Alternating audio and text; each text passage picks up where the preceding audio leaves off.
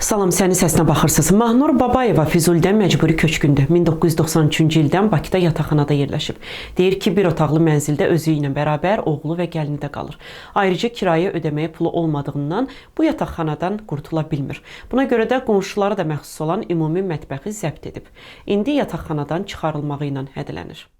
Yığışmışam qoxunaya, yəni qonşuların istifadə edib, yəni yararsız olan bir yerə yığışmışam və indi məni binanın komendatı, icraçı, qaçqın.com mənə hədə qorxu gəlir, polislə gəlib səni çıxardıb tökəcəyik çölə. Çox bir şəraitsiz vəziyyətdə yaşayırıq. Mən də deyirəm, mən onsuz da bir ildən sonra torpaqlarımız alınıb, qaydasıyam mən öz yurduma. Məni ya bulomlu otaqların biri ilə yerləşdirin, ya da bu oturduğum evinə, bu qaldığım mətbəxdə mənə yer verin, mən öz torpağıma gedənə qədər yaşayım. Green Villa yaşayış kompleksi Biləcəri sakinlərinə gün verib işıq vermir. 30 il əvvəl tikilən fərdi evlər indi qanunsuz hesab edilərək söküntüyə verilir. Şikayətçilər deyir ki, tikinti şirkəti sakinlərə kompensasiya ödəmək fikrində deyil. Bildirirlər ki, Green Villa öz yaşayış komplekslərini burada tikmək üçün sokarı önə çəkib. Dövlət Neft şirkəti sakinlərə bildirir ki, evlər mütləq sökülməlidir. 2000-ci ildə Bakı Şəhər İcra Hakimiyyətinin və Binəqədi Rayonu İcra Hakimiyyətinin başçısının sərəncamı olmuşdu. Fərdi yaşayış evlərinin tikilməsi məqsədi ilə. Biz həmin vaxt 2000-ci ildə sərəncam almışıq. Deməli, evə aid hər bir sənəd vardı. Sərəncam, torpağın sənədləri, arxivdən sənədlər, bir dənə çıxarış alınmamışdı. Bütün evlərdə 300-500 ev var burada. Hamısında bu cür sənədlər var. Lakin bugünə qədər bizə heç kim burada evin tikilməsi barədə, tikilməməsi barədə bir söz deməmişdi. 2000-ci ildə biz evi başlayıb 6-7 aya tikmişik. Evi tikən vaxtı Neft şirkətinin heç bir nümayəndəsi bizə evin tikilməməsi barədə müraciət eləməmişdi. Biz həmin evləri tikmişik. Artıq 25 ildir, 26-cı ilə keçir ki, biz burada yaşayırıq bu evlərdə. İndi yanvar ayından bütün burada yaşayan cəmaatı Neft Kəmərləri İdarəsi məhkəməyə vermişdir. İddia ərizəsində də göstərilmişdir ki,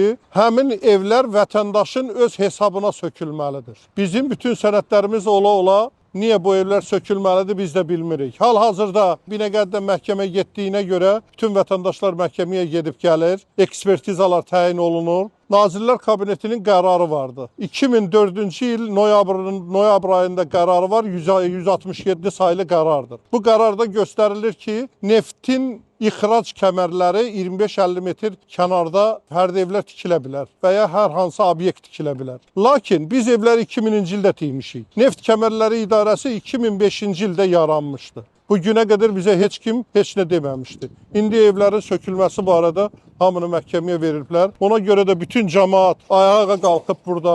Biz istəyirik ki, qanuni yolla bu məsələ həll olunsun. Cəmaatı gəlib gündə narahat eləməsinlər. Bizim yanımızda hal-hazırda 8 bina tikilir. Green Villa deyilən şirkətdir. Bunlar binaları tikirlər. Həmin binaların da yerləri var ki, 20 metr, 30 metrlikdə tikilir. Ona görə bilmirəm məsələ nədir ki, belə bizə qarşı belə başlayıblar, məhkəmələrə müraciət eləyirlər. Bu barədə biz bütün dövlət strukturlarına şikayət ərizəsi vermişik, kollektiv 300 nəfərin adından. Hələ bir cavabı yoxdur, gözləyirik görək nə olacaq. Ona görə də ehtiyac varsa da sənədləri də sizə göstərə bilərik bəziləri. Mən də bu ərazidə yaşayıram. 2001-ci ildən bu evlər tikilib burada. 2001-ci ildən bugünkü gündə bu qaldırılan iddialara qarşı heç kim gəlib deməyib ki, bu evi niyə tikirsiniz? Niyə belə eləyirsiniz? Bu ev evcük deyil ki, tikilib bu boyutlu evlər. Niyə məsələn bugünkü gündə gəlib bu cəmaatı narahat edilir? Mən də təklif edirəm və xahiş edirəm ki, bizim bu işlərimiz qanuni yolla həll olunsun. Və biz də narahat olmayaq. Biz də Azərbaycan vətəndaşıyıq. Burada bu turba kənarında olan bütün evlərin hamısının sərəncamı 2000-ci ildəndir. Bütün evlər tikilir. Harca 2004, 2000-dən başlayıb 2006, 2007-yə kimi bütün evlər tikilir.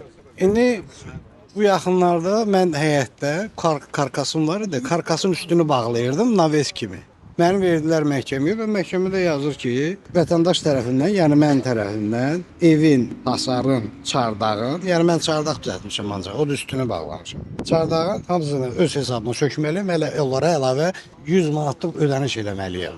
Halbuki indi çardaq yenidir. Bu evlər ki 2000-ci ildə tikilib, 2004-cü ildə, 2005-ci ildə. Elə belə yüngül konstruksiya ev deyil ki, sən ona durduq yerdə öz hesabına sərəncamı da var, bələdiyyə sənədi deyil. Yəni bu evlər qanuni evlərdir, sərəncamla olan evlərdir. Bunu sökməyə heç kimin ixtiyarı yoxdur. Əgər bu sərəncam qanunsuzdursa, bu sərəncamı verən cavabdeh olmalıdır. Yəni belədir.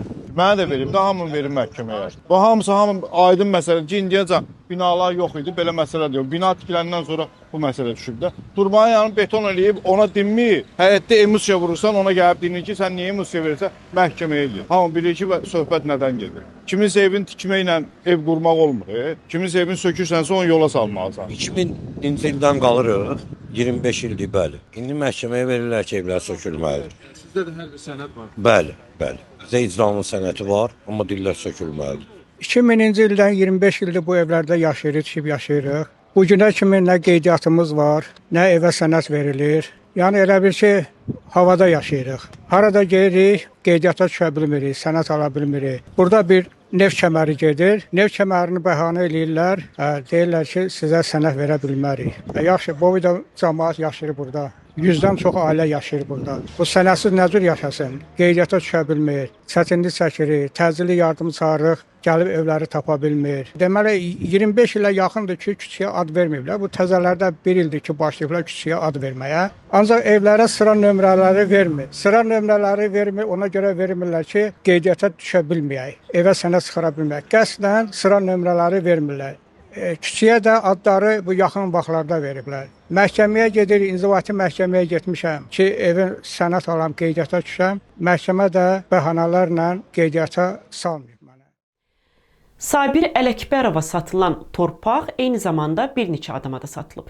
Deyir ki, Nurlan Bağıyevə illərlə zəhmət çəkib pul yığıb aldığı Ford Transit avtomobilini torpağa qarşılıq verib. Polisə şikayət edib, istintaq gedir. Şikayətçi istəyir ki, istintaq getdiyi müddətdə həmin avtomobilə də həbs qoyulsun.